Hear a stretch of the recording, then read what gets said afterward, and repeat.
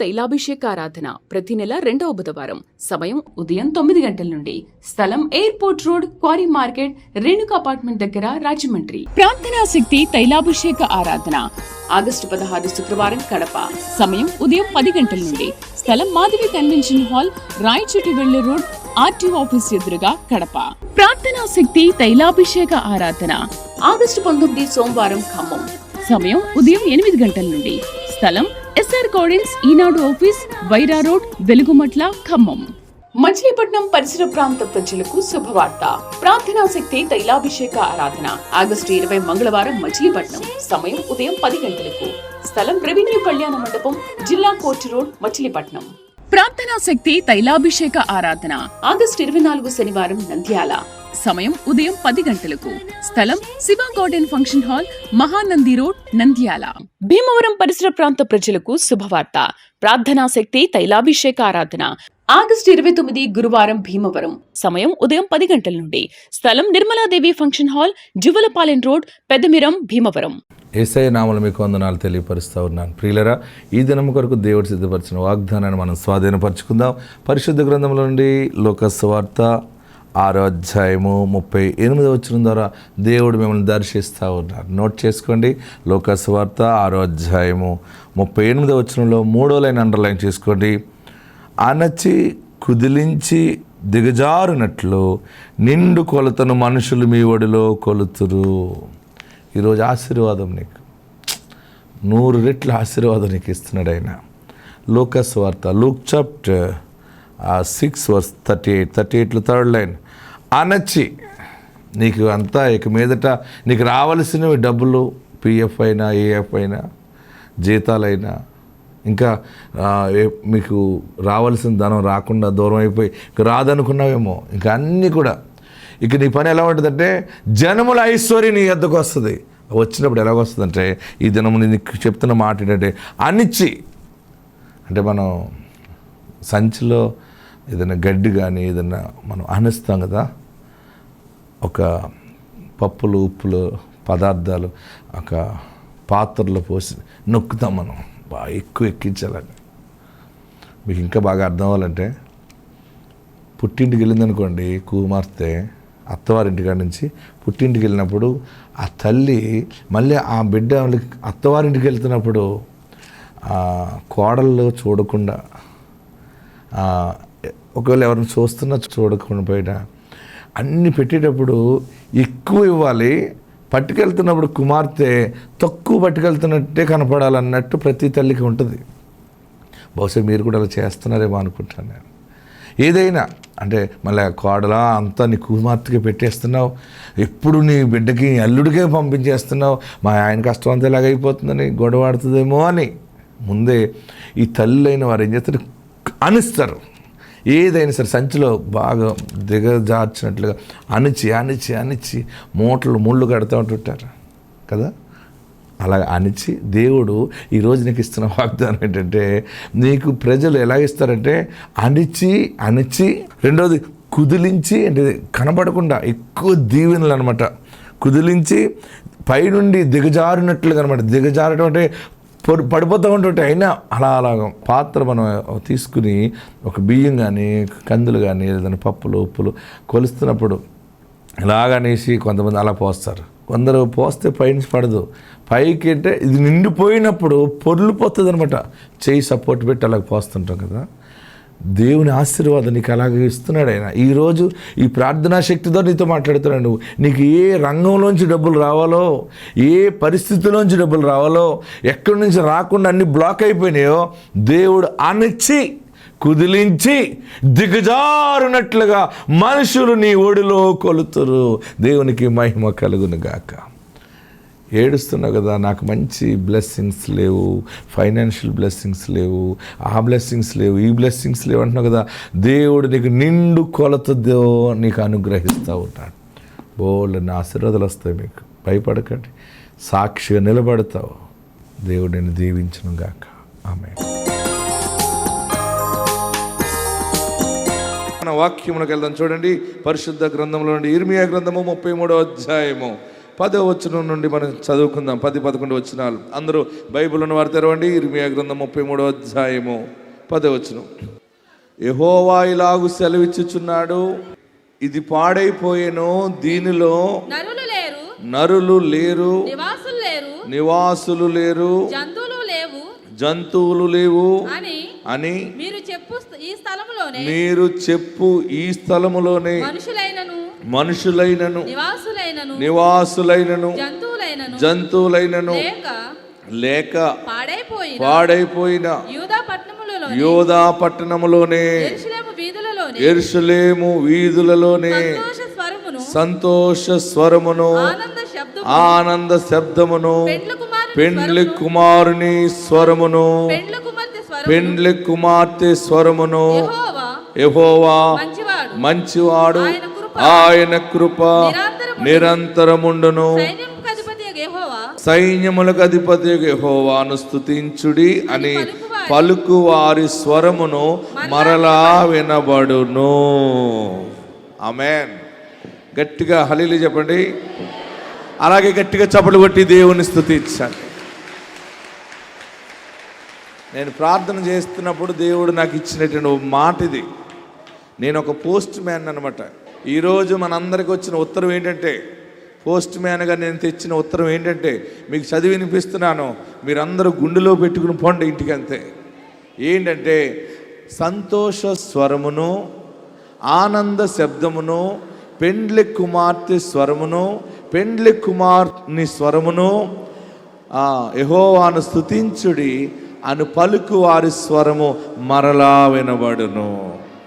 అంటే యెరూషలేము పట్టణము ఇజ్రాయేల్ దేశంలో జెరూషలేము. ఆ యెరూషలేం పట్టణానికి నేను 3 సమయాలు వెళ్ళాను. ఆ దేశం ఎన్ని సమయాలు వెళ్ళాను? 3 సమయాలు వెళ్ళాను. ఆ యెరూషలేము పట్టణాన్ని చూస్తూ నేను చాలా మాటలు రాసుకుంటూ ఉండేవాడిని. నా హృదయంలో దాన్ని దాచుకుంటూ ఉండేవాడిని. ఆయన పుట్టిన స్థలంలో చాలా సమయం ప్రార్థన చేసి, ఆయన సమాధి చేయబడిన చోట, ఆయన తిరిగి లేచిన చోట, ఆయన నడిచిన వీధుల్లో నడుస్తూ నేను ప్రభువుని స్తుతిస్తూ ఉండేవాడిని. అసలు ఈ యెరూషలేముకి ఇంత ప్రాముఖ్యత ఏంటి? దేనికి ఈ యెరూషలేము పట్టణానికి ఇంత ప్రాముఖ్యత ఏంటంటే, థియాలజికల్గా చరిత్రలో లోతుకెళ్తే తెలిసిన గొప్ప మర్మం ఏంటంటే, యెహోవా దేవుడు ఏదేను తోట నిర్మించి, ఆ ఏదేను తోటలో ఆదామును తయారు చేసిన మొట్టమొదటి భూమి, మొట్టమొదటి స్థలము గీహోను నది అనేటువంటి ఈ ప్రాంతము యెరూషలేములో ఆదాము అవ్వల్ని దేవుడు తయారు చేసాడు అక్కడే. ఆమేన్. హల్లెలూయా. గట్టిగా హల్లెలూయా చెప్పండి.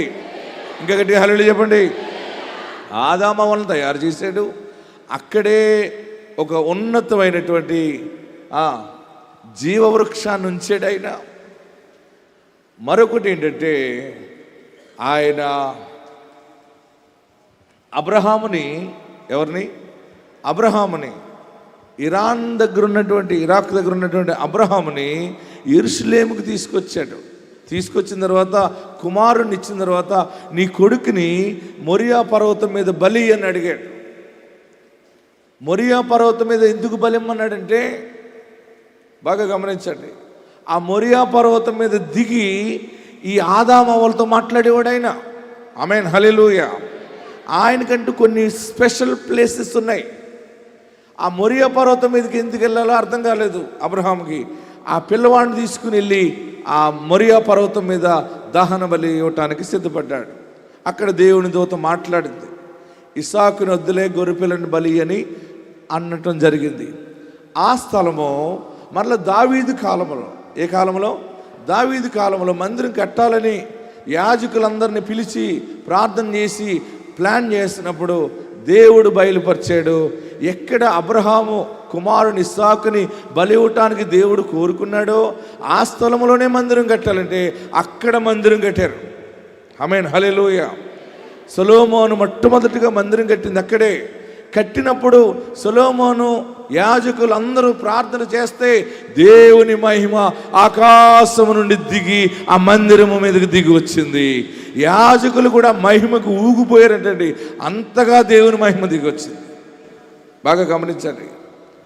అదే స్థలంలో దేవుని మందిరము కట్టబడింది. అక్కడనే ఇస్సాకును బలి ఇవ్వటానికి తీసుకెళ్ళాడు. అక్కడే యెహోవా దేవుడు ఆది నుండి అడుగు పెట్టి మాట్లాడుతూ ఉన్న ప్రాంతం. హల్లెలూయా. అక్కడనే, ఆ ప్రాంతంలోనే. అందుకనే ప్రపంచంలో ఇన్ని పట్టణాలు ఉన్నాయి, అన్ని పట్టణాలు శిథిలావస్థకు వచ్చినాయి, కొన్ని చరిత్రలోంచి వెళ్ళిపోయినాయి. కానీ ఆనాటి నుండి భూమి పుట్టినది మొదలుకొని ఈ రోజు వరకు యెరూషలేము పట్టణము చెక్కు చెదరకుండా అలాగే ఉందంటే, అందుకనే దాని యొక్క స్పెషల్ ఏంటంటే దేవుడు నిలిచి స్థలముగా మారిపోయింది అది. హల్లెలూయా, హల్లెలూయా. ఆ పట్టణములో, అంత దేవుడికి ఇష్టమైన పట్టణములో ప్రజలు సరైన ప్రవర్తన లేకపోవటం ద్వారా వారిని శిక్షించాడు దేవుడు, గద్దించాడు. కొన్ని సమయాల్లో వారిని అవతలకి నెట్టివేశాడు. ఆయనకు బాగా కోపం వస్తే అవతల పండు అంటాడు అంతే. ఆదాము అవ్వలను కూడా అవతల పండు ఎక్కడి నుంచి అన్నాడు. ఏమన్నాడు? మంచిగా అక్కడే పెట్టాడు, అన్ని ఫలాలు పెట్టారు. ఆయన తినొద్దన్న పండు తిన్నాక గెట్ అవుట్, మీరు అర్జెంటుగా పండు. అంత కోపం ఆయనకి, మామూలు కోపం కాదు, గిట్టబెట్టేస్తాడు అనమాట. ఆదాము అవ్వలు దెబ్బకి పారిపోయారు, బేకబేకలు అయిపోయారు. బేకబేకలు అయిపోయిన వాళ్ళు ఆదాము అవ్వలు మళ్ళీ పిల్లలతోటి మళ్ళీ అక్కడికి వెళ్ళిపోయారు. మళ్ళీ దేవుడు కాదనలేదు. ఆమేన్, హల్లెలూయా. గట్టిగా హల్లెలూయా చెప్పండి. యేసయ్య గొప్ప ప్రేమమయుడు. ఆమేన్. అయితే ఆ ఇశ్రాయేలీలు, అబ్రహాము కుమారుడు ఇస్సాకు, ఇస్సాకు కుమారుడు యాకోబు, యాకోబుకి ఉన్న 12 సంతానము ఈనాటి ఇశ్రాయేలీలు. ఆమేన్.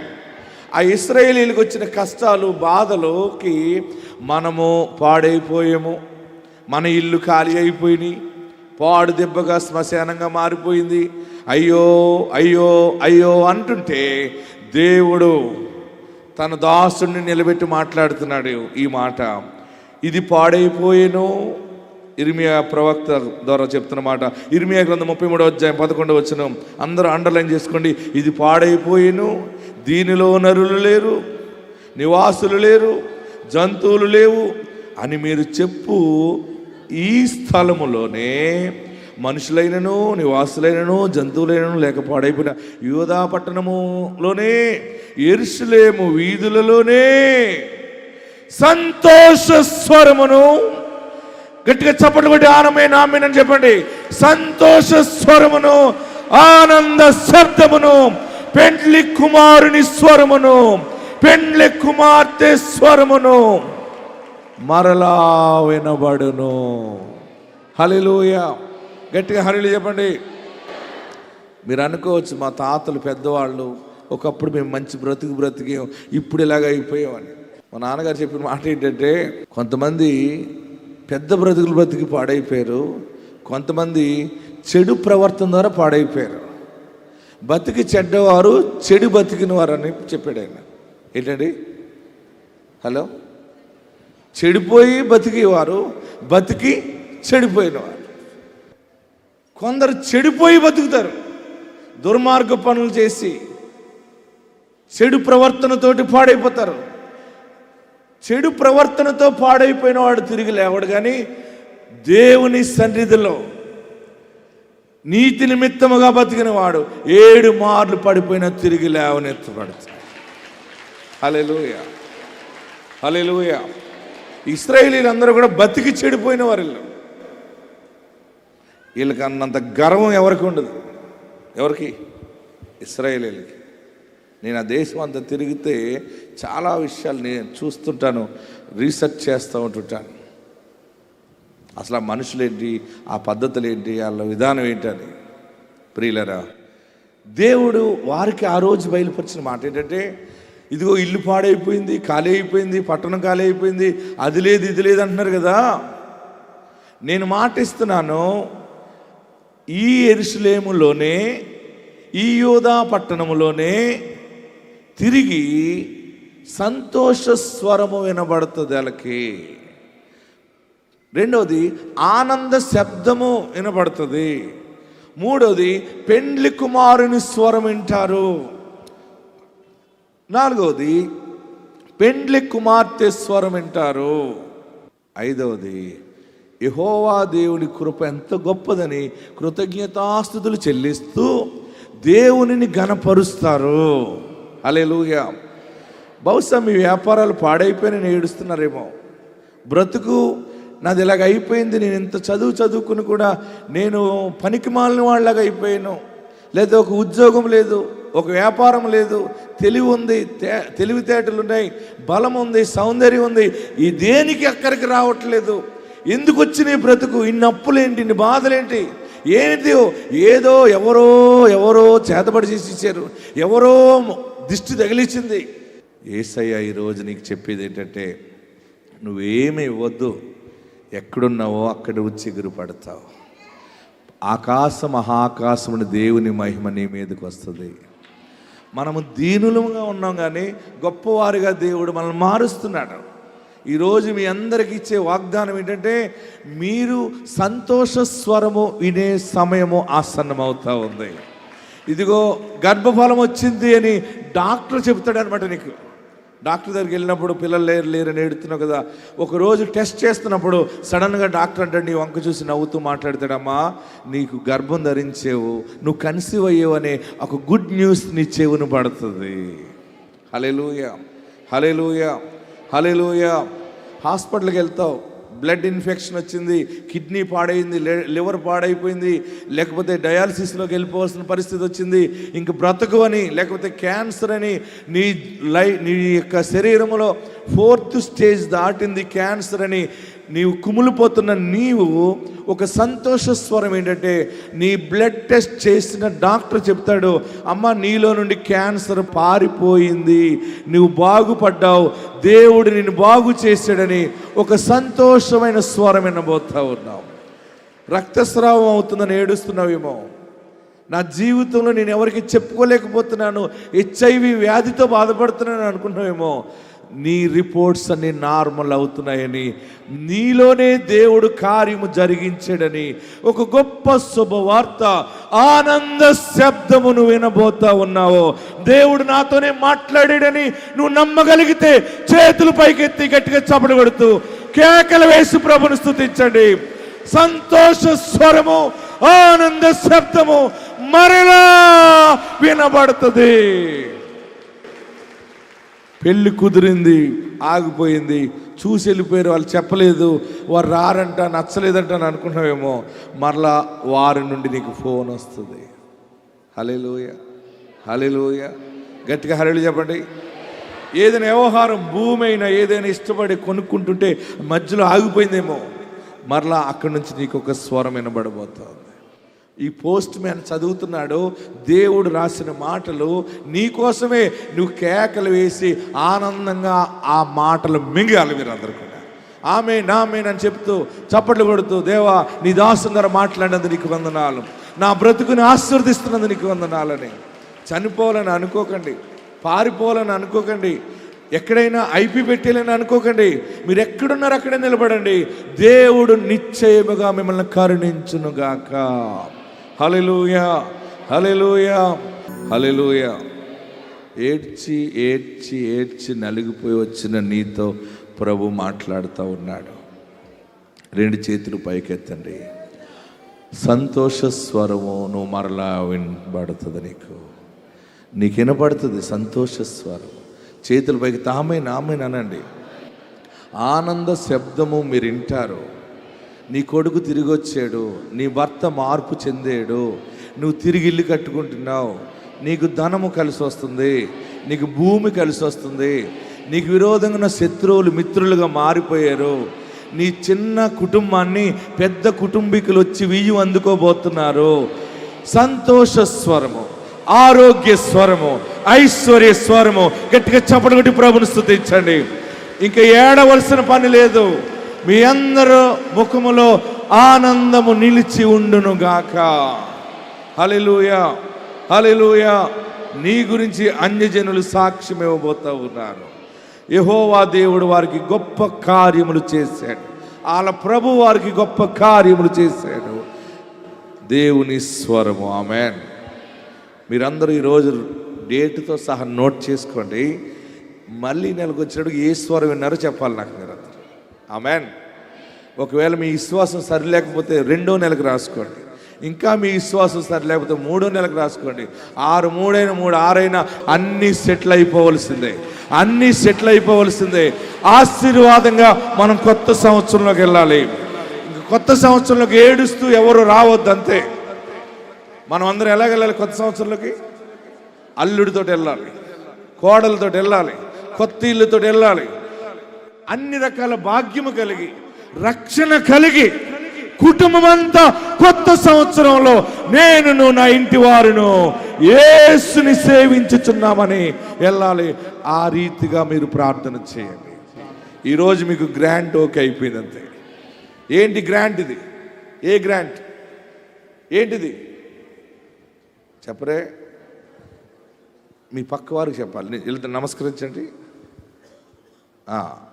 ఇప్పుడు మీకు ఇష్టం అన్న వారి వైపు తిరిగి చెప్పండి. మీ పక్క ఉన్న వారికి చెప్పండి నేను చెప్పింది. అమ్మా, అయ్యా అని సంతోష స్వరము మరలా వినబడుతుంది. ఆనంద శబ్దము వినబడుతుంది. పెండ్లి కుమారుని స్వరం వింటావు, పెండ్లి కుమార్తె స్వరము వింటావు, దేవుని సాక్షిగా ఉంటావు. హల్లెలూయా.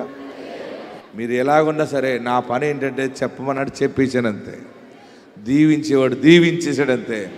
మీరు జాగ్రత్తగా పట్టుకోండి ఆశీర్వాదాలన్నీ కూడా. భయపడకండి, ఎవరితో భేదాలు పెట్టుకోకండి. ఎవరైనా మిమ్మల్ని ఏదైనా అన్నా సరే తిరిగి ఏమనకండి, మౌనంగా ఉండండి. కాలమే తీర్పు తీరుస్తుంది. హల్లెలూయా. మనం ఎవరితో వాదాలు పెట్టుకునే సమయం కాదు ఇది. దేవుడిచ్చే ప్రతి ఆశీర్వాదాన్ని దాచుకునే సమయంలో. అద్భుతమైన మాట 33వ అధ్యాయము ఏమన్నాడు? పైగా సంతోష స్వరము, ఆనంద శబ్దము, పెండ్లి కుమారుని స్వరము, పెండ్లి కుమార్తె స్వరము, ఇవన్నీ ఎక్కడ వినబడతాయంటే, ఎక్కడ అవమానంతో పాడైపోయావో అదే ఇంటిలో, అదే ఊరిలో, అదే పట్టణంలో తిరిగి వినబడుతుంది. ఆమేన్. హల్లెలూయా, హల్లెలూయా. మీ ఇల్లు చూసి అందరూ పాడైపోయారు అన్నారు కదా. అయ్యో వాళ్ళ బ్రతికిలాగా అయిపోయింది, అయ్యో అయ్యో పాపం పాపం పాపం పాపం అని వాళ్ళ పాపంలో పోయేవారు. పాపం ఏంటి? ఎవరిచ్చారు ఈ మాట? కానీ పాపం, అయ్యో పాపం. ప్రియులరా, నీవు దేవుని మందిరంలోనికి వెళ్ళి దేవునికి స్తుతియాగములు చేస్తారన్నమాట. మీరందరూ కూడా డ్యాన్స్లు కట్టుకుంటూ వస్తారంతే. మీరందరూ, మనం దేవుడు మనల్ని ఆశీర్వదిస్తున్నాడు. మీరు ఏడవబోకండి. ఏదైనా కష్టం వచ్చిందని పిల్లల్ని పట్టుకుని కొట్టకండి, తిట్టకండి. ఈ బొడుద్దాయి పుట్టేకనే మా ఆయనకి ఇలాగైపోయింది, ఈ పిల్ల పుట్టాక మాకు వ్యాపారం పాడైపోయింది, ఆడు పుట్టాక చాలా బాగుంది, మళ్ళీ ఇది పుట్టాక మళ్ళీ కిందకి వెళ్ళిపోయింది, ఈ దరిద్రం ఎప్పుడు వెళ్ళిపోతుందో అంటుంది ఒక్కొక్క ఆమె. అలా పిల్లలు అనకండి. పిల్లలు యెహోవా అనుగ్రహించు బహుమానం. నీ ప్రవర్తన సరిలేక అప్ అండ్ డౌన్ అవుతుందేమో, కానీ పిల్లలు పుట్టినప్పుడు, పిల్లలు పెరిగినప్పుడు కాదు, పిల్లలను కలిగి ఉండటమే గొప్ప ఆశీర్వాదం. ఆమేన్. ఏమున్నా లేకపోయినా నిజమైన ఆప్తులు ఎవరంటే గర్భాన పుట్టిన బిడ్డలే నిజమైన ఆప్తులు. ఆమేన్. ప్రియులరా, మీ పిల్లలు మీరు బాగుంటారు. మీరందరూ పైకి వచ్చి సాక్ష్యం ఇస్తారు. ఇక్కడ బలిపీఠం కట్టించాను, అన్నీ రెడీ చేసేస్తున్నాను. ఎందుకనుకుంటున్నారు? ఆనంద స్వరం మనం వినబోతాం. హల్లెలూయా, హల్లెలూయా. మిమ్మల్ని ఎవరు ఏదైనా అన్నా, లేనిపోయిన మాటలు అన్నా బాధపడకండి. ఎవరు తిట్టినా, ఎవరు కేసులు పెట్టినా మౌనంగా ఉండండి. దేవుని కార్యము బయటికి రాబోతాం. పెండ్లి కుమారుని స్వరము, పెండ్లి స్వరము. మీ ఇంట్లో శుభము జరగబోతా ఉంది. మీ ఇంట్లో శుభకార్యము జరగబోతా ఉంది. శుభకరణానవాలు మీ మీదకి వస్తూ ఉంది. అందరు ఎక్కడున్నవారు అక్కడ లేచి నిలబడండి. 2 చేతులు ఆకాశం వైపు చాపి, ప్రభువా నాకు ఒక మాట ఇచ్చినందుకు వందనాలు. బ్రతకకూడదని అనుకున్నావు కదా, చనిపోవాలి, ఇటన్నా వెళ్ళిపోవాలి, విడిచిపెట్టేయాలి, ఈ మనుషుడు మారడు, ఈ మనిషి మారదని ఏడుస్తున్నావు కదా, ఇక నా జీవితంలో ఉద్యోగం రాదు, నేను బాగుపడను అనుకుంటున్నావు కదా, అవన్నీ కొట్టివేయబడ్డాయి. నీవు తిరిగి చిగురు పట్టబోతా ఉన్నావు. నువ్వు తిరిగి చిగురు పట్టే సమయము ఈ నెలలోనే దీవెన ప్రారంభమవుతా ఉంది. ఒక్కొక్క నెల ఒక్కొక్క ఆశీర్వాదముతోటి కొమ్మలు కొమ్మలుగా నువ్వు రాబోతూ ఉన్నావు. ఎక్కడున్నవారు అక్కడ 2 చేతులు పైకెత్తి గట్టిగా చప్పటి కొట్టి ప్రభుని స్తుతిస్తూ ప్రార్థనలోకి రండి. సంతోష స్వరము, ఆనంద శబ్దము, పెండ్లి కుమారుని స్వరము, పెండ్లి కుమార్తె స్వరము. హల్లెలూయా, హల్లెలూయా. ప్రార్థనా శక్తి తైలాభిషేక ఆరాధన ఆగస్టు 16 శుక్రవారం కడప. సమయం ఉదయం 10 గంటల నుండి. స్థలం Madhavi convention hall, Rayachotivelli road, RTO office ఎదురుగా కడప. ప్రార్థనా శక్తి తైలాభిషేక ఆరాధన ఆగస్టు 19 సోమవారం ఖమ్మం. సమయం ఉదయం 8 గంటల నుండి. స్థలం ఎస్ఆర్ గార్డెన్స్, ఈనాడు ఆఫీస్, వైరా రోడ్, వెలుగుమట్ల, ఖమ్మం. మచిలీపట్నం పరిసర ప్రాంత ప్రజలకు శుభవార్త. ప్రార్థనా శక్తి తైలాభిషేక ఆరాధన ఆగస్టు 20 మంగళవారం మచిలీపట్నం. సమయం ఉదయం 10 గంటలకు. స్థలం రెవెన్యూ కళ్యాణ మండపం, జిల్లా కోర్టు రోడ్, మచిలీపట్నం. ప్రార్థనా శక్తి తైలాభిషేక ఆరాధన ఆగస్టు 24 శనివారం నంద్యాల. సమయం ఉదయం 10 గంటలకు. స్థలం Shiva garden function hall, Mahanandi road, Nandyal. Bhimavaram పరిసర ప్రాంత ప్రజలకు శుభవార్త. ప్రార్థనా శక్తి తైలాభిషేక ఆరాధన ఆగస్టు 29 గురువారం భీమవరం. సమయం ఉదయం 10 గంటల నుండి. స్థలం Nirmaladevi function hall, Juvvalapalem road, Peddamiram, Bhimavaram.